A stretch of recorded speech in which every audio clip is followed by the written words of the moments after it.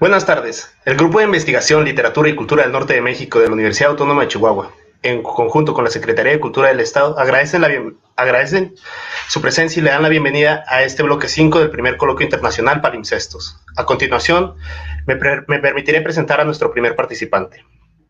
Amalia Rodríguez Isaís es crítica literaria y promotora cultural. Obtuvo su maestría en estudios literarios en la UACJ con una tesis sobre la dramática de Víctor Hugo Rascón Banda.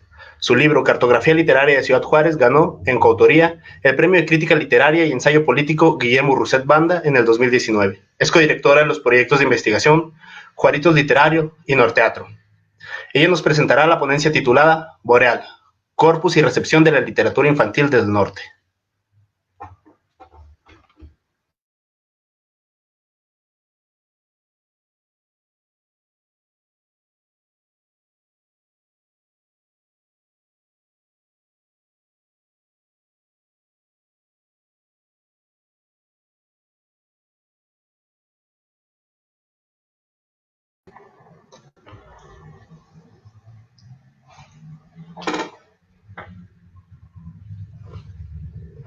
Amalia, una disculpa, no te estamos escuchando. Si puedes encender tu micrófono.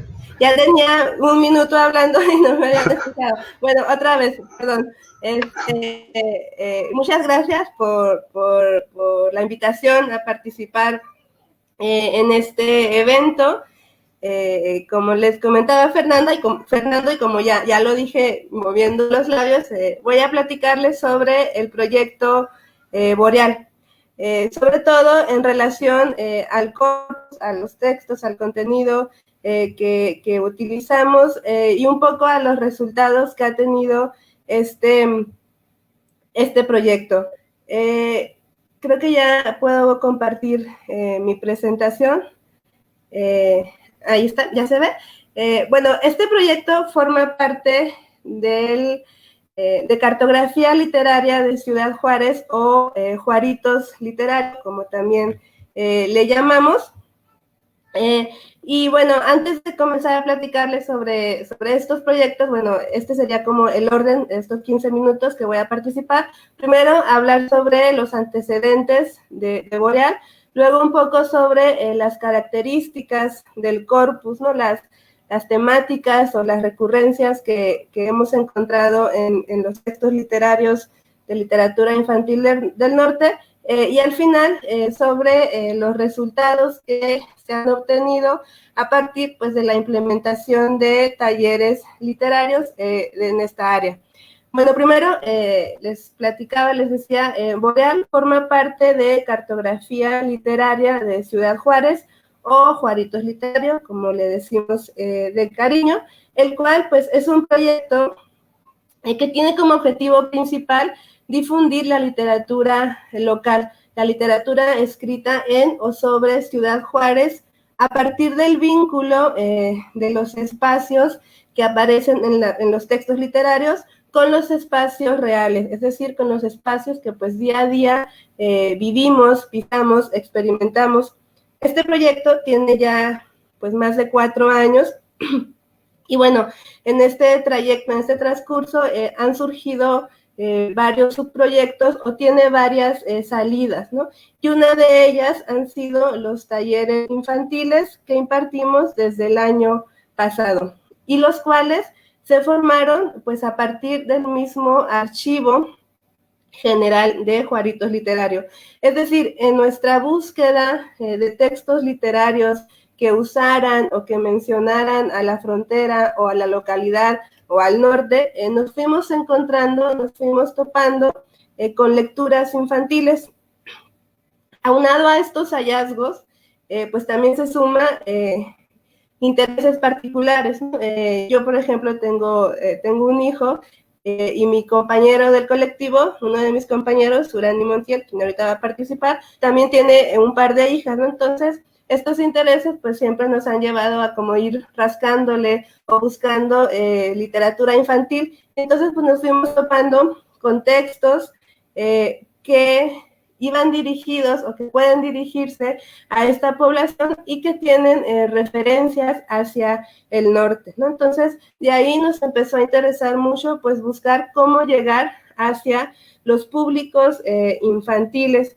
Y es así que se fue creando un corpus, una lista de literatura infantil del norte que pues hasta el momento ya pues es bastante amplia, ¿no? Ya consiste de un gran número de textos.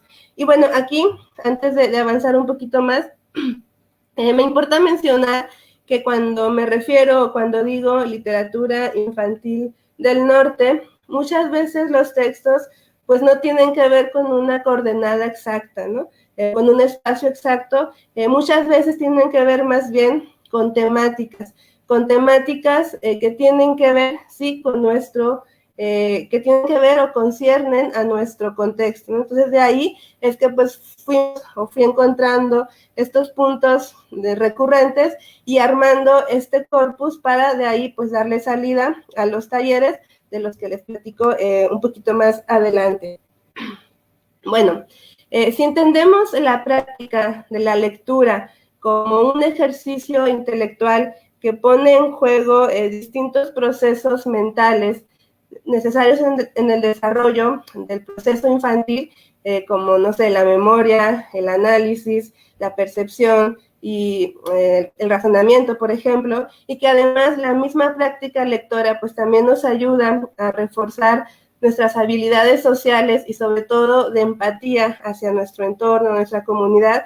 Si tomamos en cuenta estas características de la lectura, pues en este sentido nos empezó a parecer muy importante y muy necesario, y también a partir de nuestra perspectiva de refuerzo identitario, a partir del vínculo espacial, pues nos pareció importante empezar a llevar esta idea, esta situación hacia los nuevos lectores, hacia las nuevas lectores, ¿no? Hacia aquella población que apenas está como comenzando en este trayecto, en este transcurso de la lectoescritura.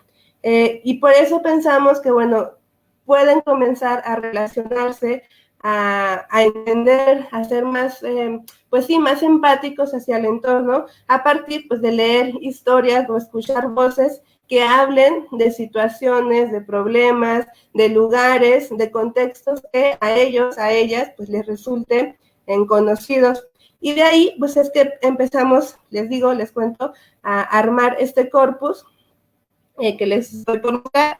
Entonces, armamos este corpus en donde fuimos encontrando características o recurrencias que, pues, digamos, les dan una cierta unidad, ¿no? Entonces, ahorita voy a empezar a mostrarles este desglose de las obras que hemos trabajado en la población infantil de acá en Ciudad Juárez, y también mencionar a partir de estas obras, pues esos temas o esos ejes temáticos que constantemente aparecen y que pues muchos coinciden, digamos, con la literatura del norte en general, ¿no? Evidentemente.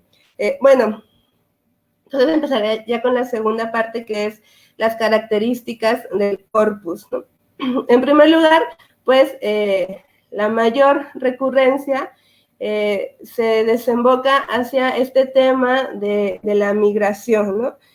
Un tema, una problemática, pues que evidentemente no es local, pero que sí tiene mucho que ver con nuestra localidad. Y aquí también lo divido en dos partes, ¿no? La migración, y también entendida como un problema, digamos, global, y que por lo tanto hay obras pues como más generales o más internacionales incluso, y que digamos son como los referentes más conocidos, ¿no? En este caso tenemos, por ejemplo, este libro álbum de Jairo Buitrago, Dos conejos blancos, ¿no? Que tratan sobre la travesía de un padre con su hija por todo el desierto, y de igual forma este otro libro álbum que también es muy bonito y es muy fuerte a la vez, de Jorge Argueta, que se llama Somos como las nubes, ¿no?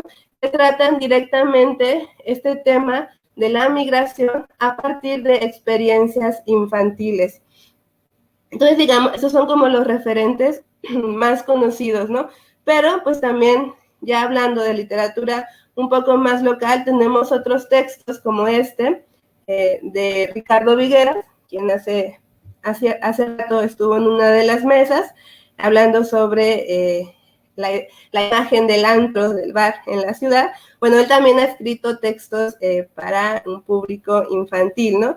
Y en este sentido, pues, la ciudad donde nunca llueve también, quizás no de forma tan directa, pero sí trata el tema de la migración, ¿no? Y aquí me parece importante de mencionarlo porque con este texto, por ejemplo, empezamos a hablar de migraciones que a lo mejor a veces no tenemos tan fijas o tan estables, ¿no? O sea, por ejemplo, cuando nuestros abuelos o nuestros padres se vienen a vivir acá de repente. Entonces, este texto nos ayuda también a reflexionar sobre este problema, digamos, en un nivel sí más local, pero también en niveles sociales diferentes, ¿no? Entonces, la migración es una temática que es bastante recurrente y que puede verse de distintas formas, de distintas maneras e incluso en distintos niveles.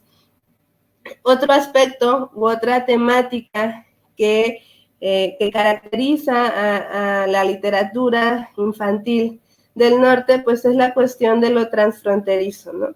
En muchos de los textos, pues se nota esa cultura que está no solamente dividida, sino que también unida por esta frontera, no solamente en el contenido de los textos, sino en su misma estructura. Por ejemplo, este libro álbum de Amada Irma Pérez es un libro bilingüe, ¿no? Entonces, el mismo formato del libro, pues ya marca también esa unión y al mismo tiempo esa división de dos culturas, ¿no? Está el texto en español y está el texto en inglés. Y así como pues existen varios otros textos, como por ejemplo estos de Gloria Anzaldúa, ¿no? Gloria Anzaldúa también escribió un par de libros ilustrados, ¿no? que van dirigidos hacia niños, niñas, porque también hablan temas a partir de experiencias de otros infantes, ¿no? Por ejemplo, estos de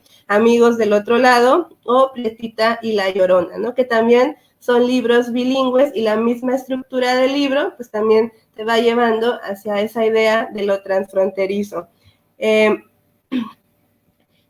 Acá pongo estos otros dos ejemplos en este otro tema que sería como la identidad a partir de tradiciones y costumbres, pero igual, ¿no? Entraría también en el otro rubro, ¿no? También son libros bilingües, bueno, por ejemplo, este de Un tiempo perfecto para soñar, también es un libro bilingüe que nos platica un poco sobre, o va desglosando así sutilmente las tradiciones que se celebran tanto allá en Estados Unidos como acá en México, ¿no? Y este otro libro, que es un poemario, ¿no? Y que habla sobre las experiencias de un niño que vive en Estados Unidos, pero que constantemente cruza hacia este otro lado, ¿no? Entonces, también esa idea de las tradiciones que se mantienen allá o las que pasan para acá, pues también aparecen constantemente en este tipo de textos.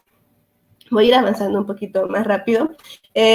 Otro tema sería la historia de la localidad, ¿no? Cuestiones un poco más históricas, ¿no? Que ayudarían a estos pequeños, a estas pequeñas, pues a ir como conociendo sus antecedentes, sus antepasados, ¿no?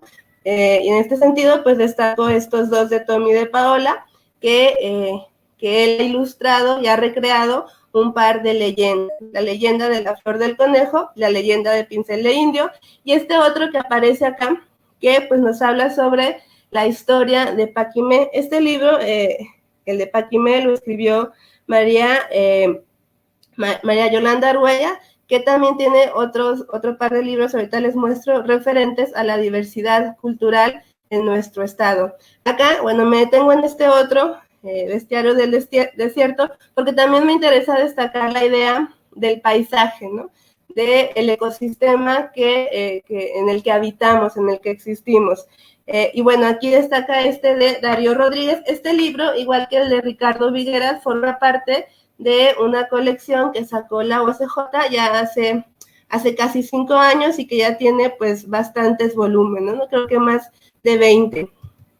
Lo que les mencionaba sobre esta, bueno, no recurrencia, sino esta también importancia de hablar sobre la diversidad cultural que existe en nuestra región, ¿no? Por ejemplo, del Niño de los Pies Ligeros, que habla sobre la cultura tarahumara, ¿no?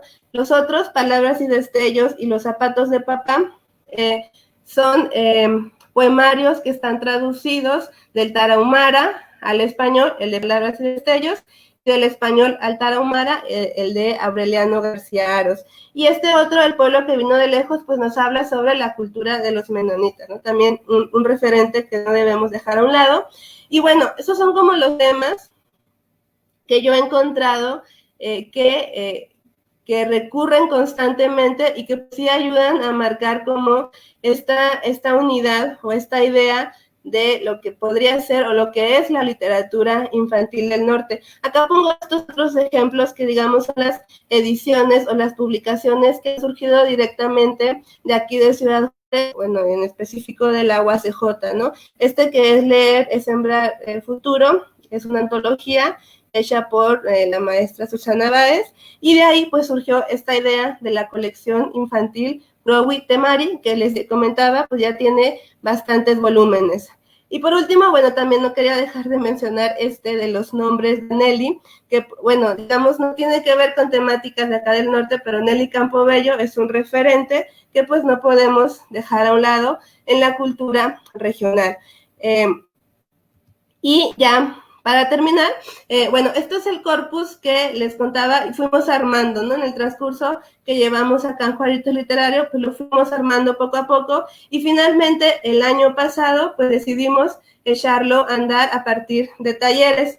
Y aquí, bueno, ya para cerrar, solamente comento, ¿no? O sea, que yo entiendo que hablar de contenidos, hablar de textos es una cosa, pero poner en práctica o trabajar ya con esta población infantil es una cosa pues que requiere dinámicas y herramientas específicas, y por eso nos animamos a trabajar con estos talleres a partir de que se nos unió una psicóloga, Cintia Rodríguez, que anda por ahí en esa imagen, creo ahí sentada. Ella es psicóloga, ella tiene un centro de psicología infantil en donde se dedica pues justamente a estas cuestiones de la lectoescritura para los niños y las niñas, ¿no? Entonces unimos, digamos, como estas herramientas literarias y de didáctica para poder llevar estos textos a las comunidades infantiles, y los resultados pues realmente han sido bastante... pues no quiero decir bonitos, pero sí, ¿no? Son muy interesantes porque los mismos niños y niñas van descubriendo su propia experiencia o le van poniendo nombre a sus experiencias a partir de escuchar voces, a partir de escuchar historias que pues de una u otra forma se ligan con ellos. Empezamos trabajando con la Subsecretaría de Cultura en este proyecto que se llama Somos Calle. Ahí, por ejemplo, está un trabajo que hicimos a partir del bestiario del desierto, ¿no? Y luego ya fuimos a varias escuelas y finalmente, pues ahorita estamos trabajando en colaboración con la UACJ, ¿no? Estos talleres que se imparten ahorita vía virtual, pero antes pues era de formato presencial.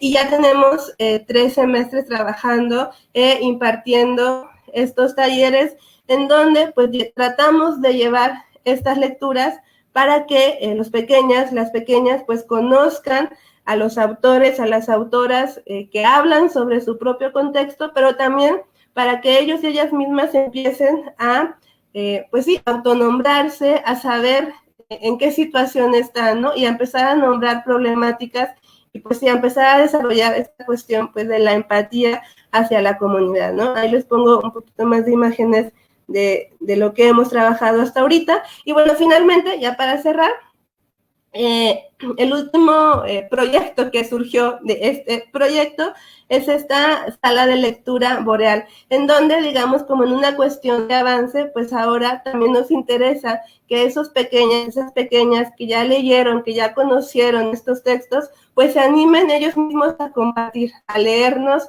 sus experiencias o las lecturas que más les hayan agradado, ¿no? Entonces, es en lo que estamos trabajando ahorita con este público infantil, que pues, la verdad sí resulta más complicado, pero pues ahí la llevamos. Y ya con esto termino. Muchas gracias. Agradecemos la participación de la maestra Amalia Rodríguez. A continuación me permito presentar a Carlos Urani Montiel. Es crítico, literario e investigador. Estudió letras hispánicas en la UAM de Iztapalapa. Doctor en estudios hispánicos por parte de Western University de Ontario, Canadá. Catedrático en la Universidad Autónoma de Ciudad Juárez en el Departamento de Humanidades. Es parte del colectivo Norteatro, un blog de crítica teatral y de formación de espectadores. Ganador del Premio Anual de Crítica Literaria y Ensayo Político Guillermo Rousset Banda por el libro Cartografía Literaria de Ciudad Juárez en la Ciudad de México en el 2019. Ha publicado en revistas especializadas como Conjunto, Anuario, Calderonario, Paso de Gato e Investigación Teatral. Me permito ceder la palabra al doctor Carlos Urani. Hola, ¿qué tal? Buenas tardes a todas y todos los que nos acompañan. Agradezco mucho la organización que se haya realizado el evento. Espero que volvamos a coincidir con Vladimir, con Mónica, con Felipe, quienes están al frente del evento, así como a todo su equipo. Voy a empezar, vamos a compartir la pantalla. Lo que yo les quiero compartir es un álbum de imágenes en las que en el mismo perfil de Juaritos Literario en Facebook, ahí está un álbum de fotografías, de imágenes acerca de esta ruta literaria que se llama Huellas de la Toma y que con motivo de la contingencia pues nos ajustamos a un escenario, a un entorno virtual. Amalia explicaba sobre las distintas acciones que hemos realizado, los distintos productos que han sido parte de este trabajo en conjunto del colectivo Juaritos. Una de las actividades que más nos atrae, que más nos divierte, es la de rutas literarias, en donde a partir de diferentes textos en los que identificamos esa coincidencia espacial con el trazado urbano de la ciudad, diseñamos un circuito de 2 a 3 kilómetros en el que nos disponemos a transitarlo y hacer de la lectura una práctica ciudadana en el mismo escenario donde ocurren las ficciones. Ese es el motivo principal de una ruta literaria. Huellas de la Toma en particular es la número 8 que echamos a andar y tiene diferentes particularidades. La primera, pues ya les decía, su diseño netamente virtual. En un principio iba a ser presencial en coordinación con el MUREF, con el Museo de la Revolución en la Frontera, pero tras el confinamiento y unas semanas ahí como de ver qué íbamos a hacer, los estudiantes de la maestría en estudios literarios, que era donde íbamos a implementar este ejercicio, decidimos echarlo a andar de manera virtual. Entonces es un recorrido que se puede seguir a través del canal de YouTube. Si ustedes en el buscador de YouTube ponen Juaritos Literario, ahí van a aparecer los 10 diferentes videos, cada uno contiene una parada, en donde hay algunas partes en donde simulamos o donde el camarógrafo va haciendo el recorrido. Entonces, también es interesante atestiguar la calle en su estado, digamos, semivacío, porque pues era confinamiento y nos levantábamos muy temprano para hacer esas tomas con el camarógrafo. De ahí que también lea una oración, una frase del ensayo La ciudad como cuerpo de Vicente Quirarte de 1999, que a manera de epígrafe o a manera de una cita que me gusta, pues también echa a andar esta idea de transitar la ciudad o de dejar un vestigio, una huella videograbada del estado anterior, por ahí por mayo. La calle es el primer rostro de la ciudad. Aunque se halla dormida, cerradas sus puertas y ventanas, la calle es espacio de tránsito y complemento del diálogo que con la urbe establecemos. Esa es la imagen que teníamos de la calle. Una ciudad que estaba en confinamiento y que coincidía justamente en la segunda semana de mayo con un aniversario más de la toma de Ciudad Juárez, una batalla de 3 días que ocurrió en 1911 y que fue decisiva fue un momento germinal de la Revolución Mexicana, ¿no? En esta zona transfronteriza, en este puerto, es donde distintos personajes venidos de la serranía, líderes sociales, también anarquistas y políticos de alcurnia, como es el caso de Madero, se dieron cita en un enclave geopolítico que servía de punto de entrada, pero también de puerta de exilio, para que distintas figuras tomaran las armas. Una plaza, supongo, bueno, estaba muy mal defendida. Yo creo que jamás dimensionaron a los líderes que tenían enfrente. Hay tres por ahí protagonistas que ahora menciono. Y a partir del estudio de las fuentes, que en particular podemos hablar de dos distintas o de dos tipos de fuentes. Están los textos históricos, la monografía de 2 volúmenes, 1911, La batalla de Ciudad Juárez, por un lado, la historia escrita por Pedro Siller, y las imágenes recuperadas y curadas por Miguel Ángel Berumen son la parte testimonial e histórica pues, más importante, ¿no? Son libros imprescindibles para entender la batalla. Historias desconocidas de la Revolución Mexicana, de David Dorado Romo, es un libro recientemente traducido al español, publicado en El Paso, que es un historiador que a nivel de calle va transitando y va recogiendo papeles, noticias. A él le interesa todo lo que está oculto detrás de las paredes, de los muros. Es una microhistoria que no desdeña ningún dato casual, ¿no? Y entonces, hay fotografías que él empieza a indagar, y si en alguna fotografía aparece alguien por ahí tocando una trompeta o un vals, entonces él trata de indagar quién era esa persona y localizar a sus familiares, ¿no? Y lo hace, ¿no? Es realmente increíble estas historias desconocidas de la revolución. Y en la parte de la batalla nos muestra una ciudad, El Paso, Texas, que realmente puso butacas y plateas en los edificios más altos del Paso para presenciar la batalla en el mejor lugar, ¿no? Hay otro tipo de literatura o hay otro tipo de antologías preparadas por José Manuel García. Son 2 volúmenes, el de Versiones de una toma y Literatura Juarense 2, en donde él ya hace una recopilación de fuentes. Entonces, a partir de esta unión de estos tres materiales, nosotros empezamos a buscar algunos más, porque el trabajo, pues les digo, el trabajo de antología más o menos ya estaba realizado por José Manuel García, entonces queríamos variar un poco, de ahí que también decidimos incorporar otro tipo de manifestaciones artísticas como el docudrama, o sea, el cine, la música y la fotografía. Entonces, a partir de estos materiales diseñamos el recorrido. Ahora les enseño el mapa, voy a ver si lo puedo hacer un poco más grande. El recorrido inicia en el MUREF, en la zona centro de Ciudad Juárez, en la avenida 16 de septiembre, antigua calle de comercio, que actualmente es una zona peatonal, y de ahí hacia el punto 2 nos vamos a través de los callejones. Nos interesaba también recorrer calles que, a pesar de su ubicación nuclear en el trazado urbano, normalmente no son transitadas. De ahí subimos por toda la Juárez y de nueva cuenta volvíamos a agarrar un callejón muy cercano a uno de los bares que están más inmediatos, más cercanos a la frontera, que se llama La Cucaracha, también en honor a la famosa polca de la cucaracha que todo el mundo conoce.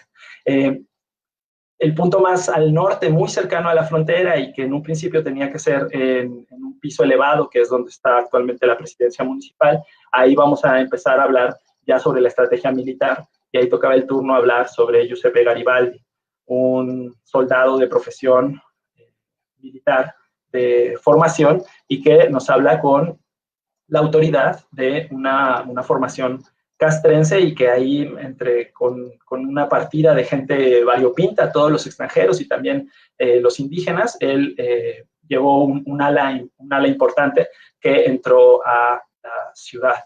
En el número 5, muy cercano a la Sequía Madre, y en una temporada en donde corría el agua, ahí nos detenemos para hablar de una novela de Ignacio Solares, la de Madero el Otro, y posteriormente arrancábamos hacia un edificio que actualmente está tratando de ser restaurado, busca ser un centro cultural, en donde también teníamos el convenio de entrar al edificio para refrescarnos, porque las caminatas se hacen normalmente pues en el día, y para mayo pues el sol ya pega, ¿no? Para la parada número 7 nos enfilábamos por la avenida Francisco Villa, que es donde entra el ferrocarril, las vías del ferrocarril, y atravesábamos por ahí un pasaje de donde venden libros, donde venden distintas playeras, venden discos de rock. Es un pasaje muy frecuentado y que justo en la pandemia pues estuvo cerrado. De ahí nos íbamos hacia el monumento Benito Juárez, que tiene la particularidad de ser levantado primero por las primeras piedras por Porfirio Díaz, que 2 años antes había visitado Ciudad Juárez. En esta entrevista entre él y su homólogo estadounidense, William Taft, y que después también fue un lugar de victoria, ¿no? Es ahí donde Madero se sube a oficializar la victoria. En el punto 8 estamos en la antigua garita de metales, y es el punto de entrada donde un Francisco Villa, donde todavía no es el gran centauro del norte, él estaba a cargo de una partida de soldados que prevenían el escape de los federales. No tiene un lugar protagónico en la batalla, más allá de que cuando Martín Luis Guzmán lo cuenta, sí dice, no, sí, él estaba ahí al frente y él hizo que todo el mundo se rindiera.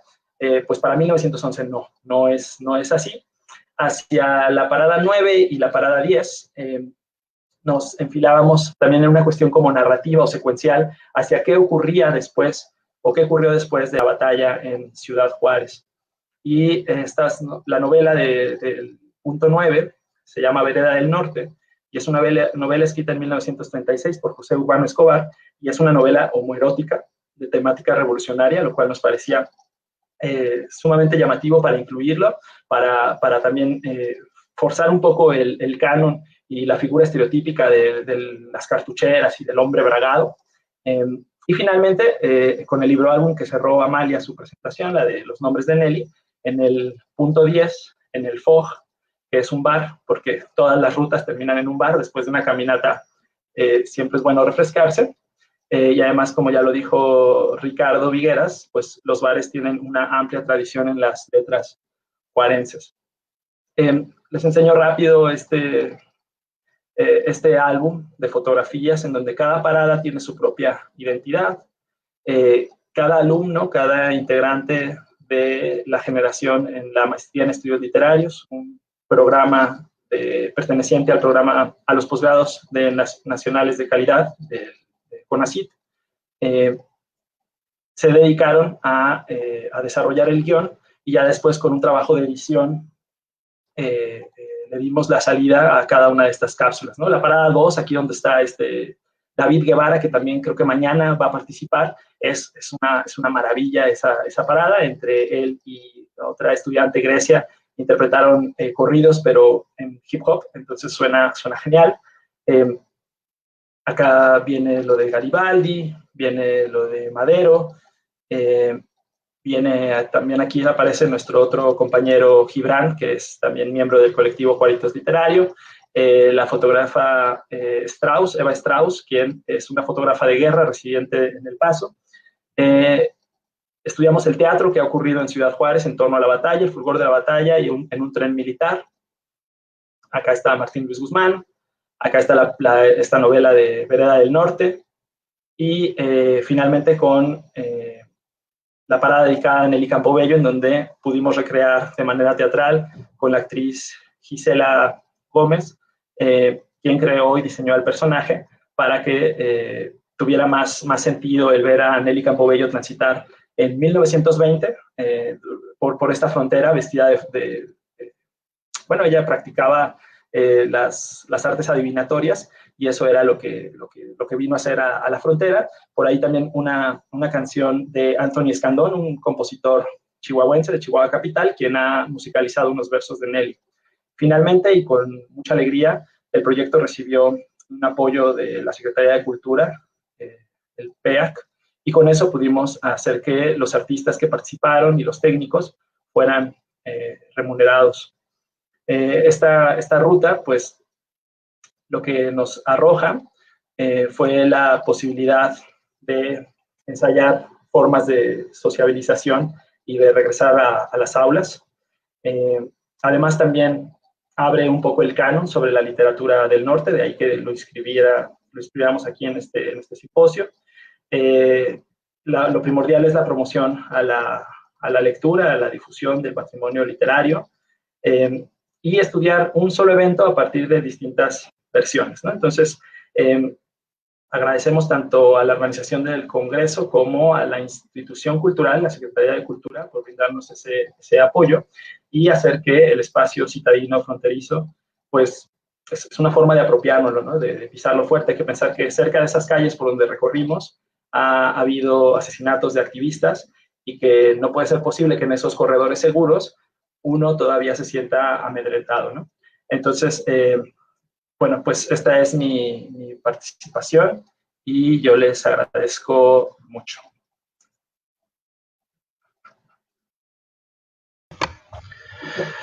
Agradecemos mucho al doctor Carlos Urbani por su participación y por mostrarnos la cartografía que se ha trazado de Ciudad Juárez gracias a su trabajo. Por último, contamos con la participación de Luis Héctor Arriola Guzmán. Él es licenciado en Letras Españolas por la Universidad Autónoma de Chihuahua, es narrador y docente, autor de la novela corta de género negro Érase una vez en Chihuahua, publicada en la editorial Artificios en el 2016. Además fue incluido en las antologías México Noir, Antología de Relato Criminal, Nitropress 2016 y Nada Podría Salir Mal, Artificios 2017. Fue acreedor al 6º premio Se Busca Escritor en su edición 2018-2019 en la categoría de novela, otorgado por la editorial De Otro Tipo. Sin más que mencionar, le cedo la palabra a Luis Héctor Arriola Guzmán. Buenas tardes. Mi nombre es Héctor Arriola y les voy a presentar la ponencia Norpolicíaco Mexicano, características, origen y presente del género policíaco en el norte del país. Y abro la ponencia con un pequeño epígrafe que dice que en el DF ya no tienen héroes y leyendas y chingaderas de estas. Paco Ignacio Taibo II, Sueños de Frontera. Supongo que por el título de la ponencia se han de estar preguntando qué demonios es el norpolicíaco. Yo denomino norpolicíaco a la literatura policíaca que se empieza a publicar en el norte del país a partir de la década de los 90, lo cual constituyó en su momento en una gran novedad en el ámbito literario nacional debido a que, aunque hay literatura policíaca desde los años 40, la mayoría se encontraba centralizada en la Ciudad de México. Y no hablo solo de que se publicara en esa ciudad, sino que las historias de estos libros ocurrían pues sí, en la Ciudad de México, valga la redundancia. Y es a partir de los 90 que ya se empieza a cambiar esta situación. Este fenómeno se da porque a partir de esa década también hay un gran crecimiento económico de las ciudades norteñas y por ende empezaron a surgir pequeñas editoriales locales en las que los autores norteños pudieron publicar sin necesidad de viajar al centro del país. Pero ¿qué es lo que constituye, o qué es lo que le da su identidad a este tipo de literatura y que lo distancia del resto de variantes del género policíaco? Bueno, hay 3 características principales que identifican Juan Carlos Ramírez Pimienta y Salvador Fernández en este libro, que es el norte y su frontera en la narrativa policíaca mexicana. El primer elemento que ellos identifican es la presencia de la narcocultura. Por ello mismo, los autores anteriormente citados mencionan que el narcocorrido y el norpolicíaco son primos, debido a que tratan la temática de la narcocultura, si recurren a los mismos tópicos y hasta cierto punto comparten elementos estéticos, salvo que con la diferencia de que el norpolicíaco profundiza y analiza este fenómeno, a diferencia del narcocorrido que tiende más a la mera representación y en algunos casos a la glorificación de las figuras de los narcotraficantes. El siguiente elemento sería el estilo hardboiled. El estilo hardboiled es un estilo literario que surge en las revistas pulp en Estados Unidos en los años 20 y que se caracteriza por tener un estilo seco, directo. Su prosa básicamente no tiende a la grandilocuencia, es una narrativa muy sobria en ese sentido, pero además es una narrativa muy violenta. violenta tanto en el tipo de historias que comparten, que cuentan, y en el lenguaje. Entonces, relacionándolo con el punto anterior, dada la temática que quisieron dejar estos autores, el hardboiled era el estilo que más se acercaba a sus necesidades para el tipo de historias que querían narrar. Por eso mismo, en esta literatura norteña no hay detectives así al estilo de Sherlock Holmes, que sean detectives súper pasionales, sino más bien, pues son, digamos que en el hardball el arquetipo del detective principal es el detective privado, pero dado que no se considera como que muy realista ese detective en el contexto norteño, se recurre a la figura del ciudadano investigador, básicamente que es una persona común y corriente que por situaciones desafortunadas terminen siendo víctima de algún tipo de situación criminal o se ve envuelto en ella y decide, ante la ineficacia de las instituciones oficiales de impartición de justicia, pues él se tiene que aventar el jale de investigar y resolver los delitos. En algunos de los libros en los que hay detectives, por supuesto. Y eso sería básicamente lo que es el estilo hardball. El tercer y último elemento es quizá el más interesante, que es la narrativización del espacio norteño. ¿Qué viene siendo esto? Básicamente se representa a los espacios en los que las diferentes ciudades del norte del país. Y esto no se hace solo por presentar un escenario novedoso para su tiempo en este tipo de historias de corte policíaco, sino además es una forma de cuestionar el proyecto hegemónico de nación que se nos ha impuesto desde el centro del país, debido a que básicamente estas historias, a través de estas representaciones de los espacios norteños, generan una serie de identidades, por así denominarlas. No necesariamente, o sea, puedes decir que es una identidad norteña hasta cierto punto, pero en realidad pues es muy dependiendo de la zona, pero sí comparten ciertos elementos aunque sean de diferentes ciudades y estados. Bueno, ¿y quiénes conforman esta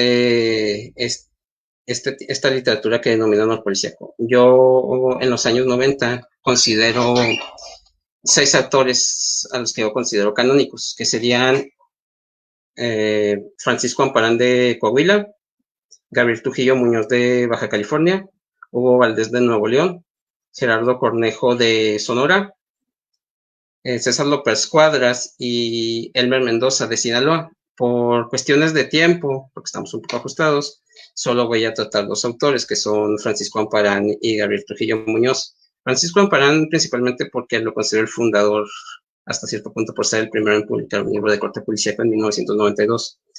Y Gabriel Trujillo Muñoz porque es el autor más influyente de los 6 citados, debido a que pues, su influencia todavía se siente en los autores que actualmente continúan publicando obras de este género.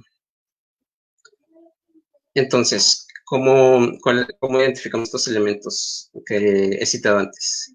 Que son narcocultura, hardboiled y narrativización del espacio norteño. En el caso de los autores que escogí, que son Francisco Amparán y Gabriel Trujillo Muñoz, el elemento de la narcocultura es que quizá está menos presente, a diferencia de Gerardo Cornejo, César López Cuadras y ya no digamos del Elmer Mendoza, ya que no es muy importante. En el caso, por ejemplo, de Francisco Amparán, no tiene ningún tipo de relevancia, no aparece ningún capo, ningún sicario, ni nada.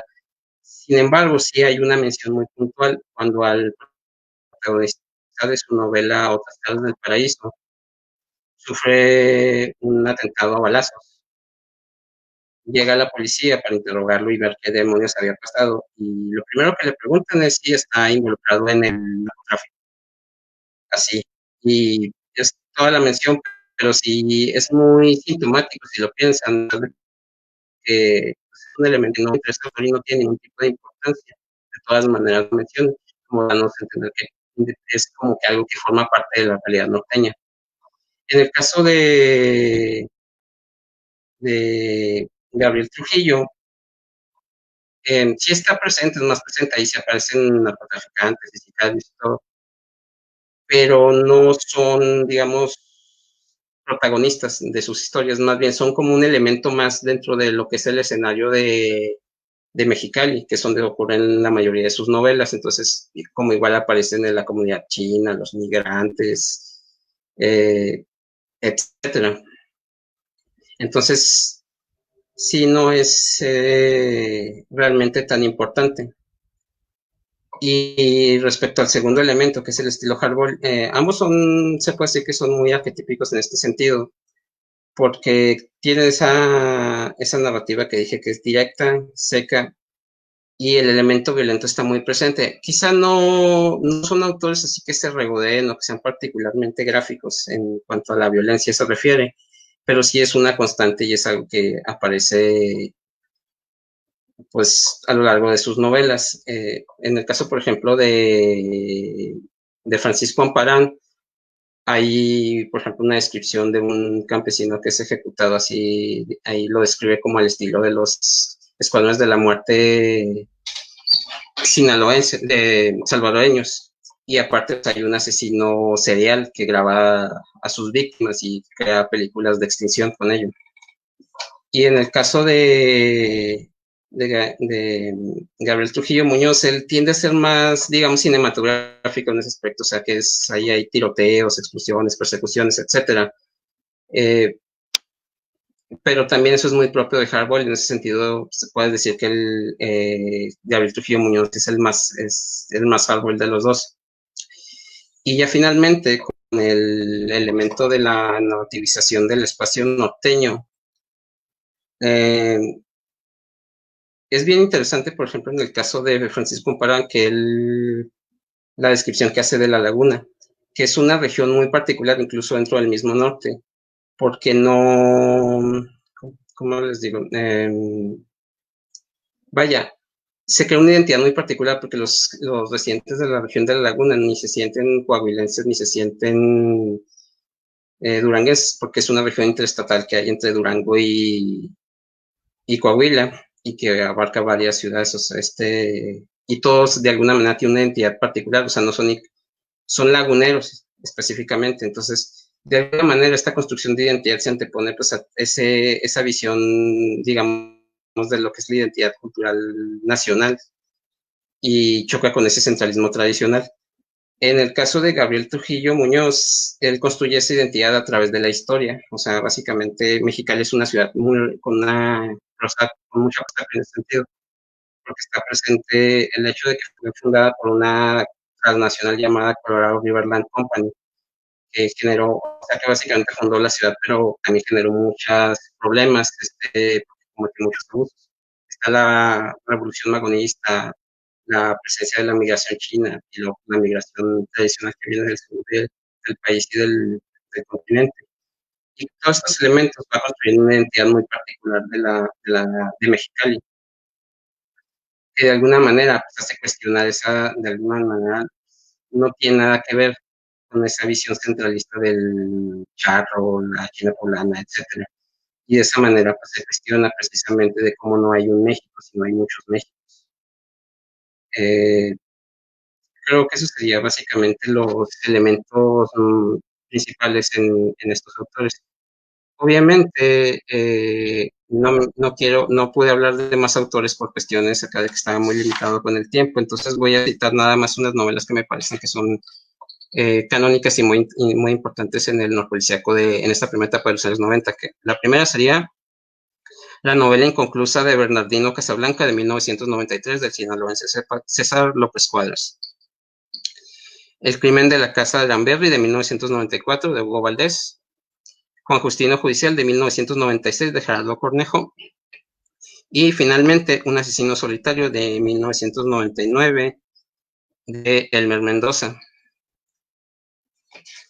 Y ya para concluir, hice una pequeña cartografía, no puedo darla detalladamente, básicamente nada más me limitaré a hablar por estado de los autores que actualmente todavía publican obras policíacas. No es una lista exhaustiva, solo son algunos ejemplos para que se den una idea de cómo en cada uno de los estados norteños hay autores que practican este género o que por lo menos tienen una obra pública de este estilo. Primero empiezo con Baja California. Allí está Hilario Peña, Julio César Pérez Cruz, Daniel Salinas Basabe y el longevo Gabriel Trujillo Muñoz y José Salvador Ruiz. En Sonora se encuentra Imanol Canellada y Carlos René Padilla. En Sinaloa están Elmer Mendoza y César López Cuadras, que lamentablemente ya falleció. En Chihuahua se encuentra César Silva Márquez, José Alberto García, Alejandro Páez Varela, Miguel Ángel Chávez Díaz de León, Héctor Arriola, o sea, soy yo, autopromoción desvergonzada, y José Juan Aboitia. En Coahuila está Vicente Alfonso y Jaime Muñoz Vargas. En Nuevo León está Hugo Valdés, Orfo Alarcón, Norma Yamilí Cuellar, y en Tamaulipas finalmente Martín Solares y Habacuc Antonio del Rosario. Espero haberlo pronunciado bien. Y bueno, eso sería todo por mi parte.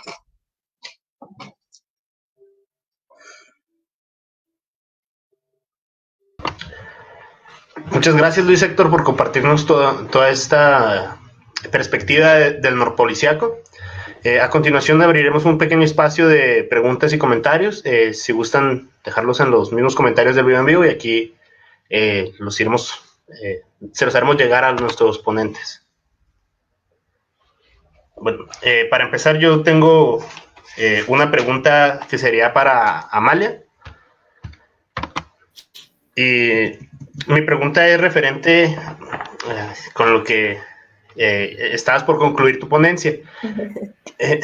¿Cómo es el trabajar directamente con estos grupos de lectoescritura infantil? O sea, hablabas del prepararte como si se fuera a preparar una clase, ¿no?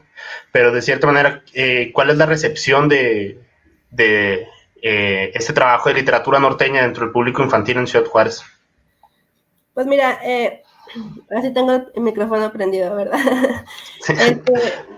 Mira, te digo que ha sido una experiencia pues bastante enriquecedora, y que pues también nosotras hemos ido aprendiendo a partir de ella, ¿no?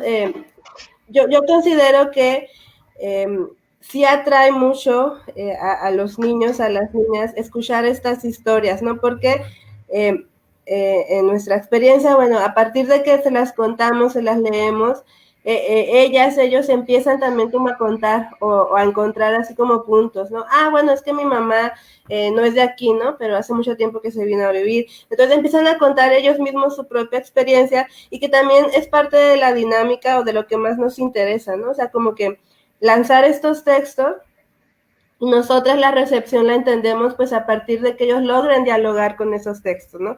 Y ese diálogo se da ahí mismo en las sesiones, en las clases que nos platican, y que también eso es lo que buscamos, ¿no? Que empiecen como a poder expresar todo eso que traen adentro. Y también ya en esta última sesión de Boreal, que ya le llamamos Boreal 2, porque ya digamos buscamos como avanzar un poquito más a otro nivel de lectoescritura, les pedimos, por ejemplo, que escriban sus experiencias, ¿no? O sea, les compartimos, no sé, por ejemplo, el de 2 conejos blancos, y que nos cuenten sobre algún viaje que hayan hecho, ¿no? Entonces, la recepción la entendemos así. Nunca nos han faltado participantes en los talleres, entonces también ahí podemos como visibilizar un poquito eso, ¿no? O sea, siempre llama la atención esta literatura infantil, ¿no? O sea, a partir de temas o de esos espacios que les comentaba, ¿no? Entonces, así es como nosotras hasta el momento que te digo, llevamos año y medio, ya creo, impartiendo esto, pues es como estamos midiendo los resultados, ¿no? El impacto que hasta donde nosotras tenemos alcance, pues podemos ahí como mediar, ¿no? A partir de que ellos mismos dialoguen, que es lo más importante, ¿no? Que establezcan este diálogo con los textos, y que empiecen como a autorreflexionar, a autoconocerse, y pues a experimentar y a cuestionar lo que está pasando. Y luego ya si lo pueden expresar en un escrito, sus experiencias, pues es mucho mejor, ¿no? Y ya en esta última parte que les comentaba, la sala de lectura, pues que ellos mismos también como que ellas mismas se animen a contarnos, ¿no? A leer, a pararse frente a una pantalla, así como estamos ahorita hablando de esto. Muchas gracias, Amalia. Tenemos una pregunta para Urani, de José Salvador Ruiz. Dice: felicidades a los ponentes. Una pregunta para Urán. Felicidades por este proyecto de recorridos. ¿Podrías mencionar el título de la novela homoerótica que mencionas y en qué año se publicó? La novela se llama Vereda del Norte, es de José Urbano Escobar. Se escribió en 1936, pero no se publicó sino hasta 2008-2010 en un suplemento cultural de la revista Armario, que dirigía José Manuel García y Candia. ¿Cómo se llama Candia? Otra investigadora. Ellos, además de ya después de publicarla por partes en este suplemento cultural, la publicaron ya como libro. Si buscan en juanitosliterario.com, si van a nuestro blog y buscan ahí Vereda del Norte, les va a aparecer y entonces pueden acceder a ella, porque el libro es muy complicado de conseguir. Se publicó en una edición municipal, entonces es casi imposible, pero es buenísima la novela, es muy interesante, una visión de cómo afecta la revolución en la serranía. Por ahí hay un homenaje a este revolucionario que se me acaba de ir su nombre, y la relación entre los protagonistas, la relación homoerótica entre el niño que vive en San Francisco del Oro y el serrano que está enclavado en la sierra, es genial, ¿no? Y la naturaleza, cómo los envuelve y cómo ellos van descubriendo su sexualidad, es realmente, vale la pena leerla y ponerla muy al frente de la literatura homoerótica mexicana. Muchas gracias, Urán. Yo tengo una pregunta para Luis Héctor. Cuando estabas comentando sobre los escritores de la novela norpolicíaca, ¿cómo ves tú la figura del protagonista directamente de este, podríamos llamarle héroe policíaco del norte, directamente relacionado con el espacio norteño?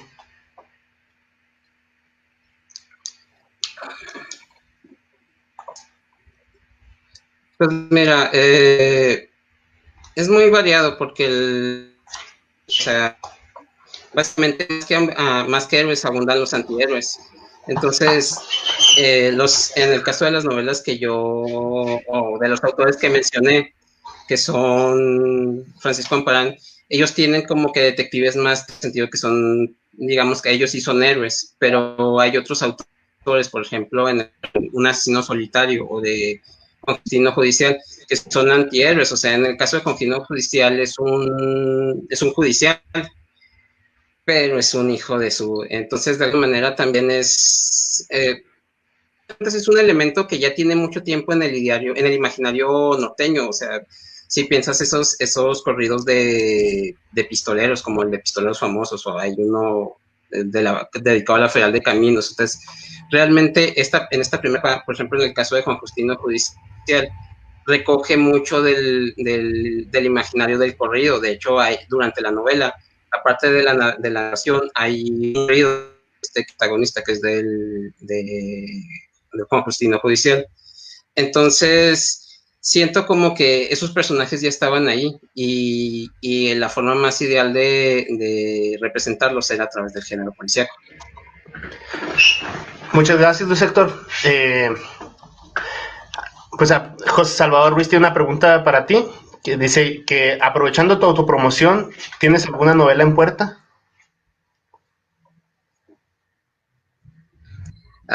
Pues sí, o sea, la novela con la que gané el premio que mencioné, La Semblanza, se supone que iba a salir este año, a principios de año, pero pues pandemia.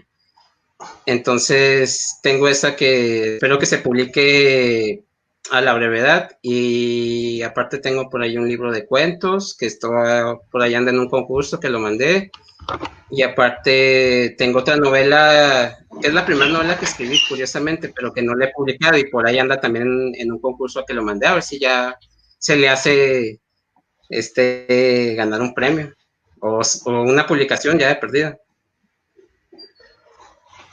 Bueno, yo creo que eso sería todo por nosotros. Agradecemos a nuestros participantes por compartirnos su trabajo. Gracias al público por ver nuestra programación. Les recordamos que el día de mañana continuamos con las actividades del primer Coloquio Internacional Palimpsestos para que continúen con nosotros y el Festival de Arte Nuevo 2020. Muchas gracias.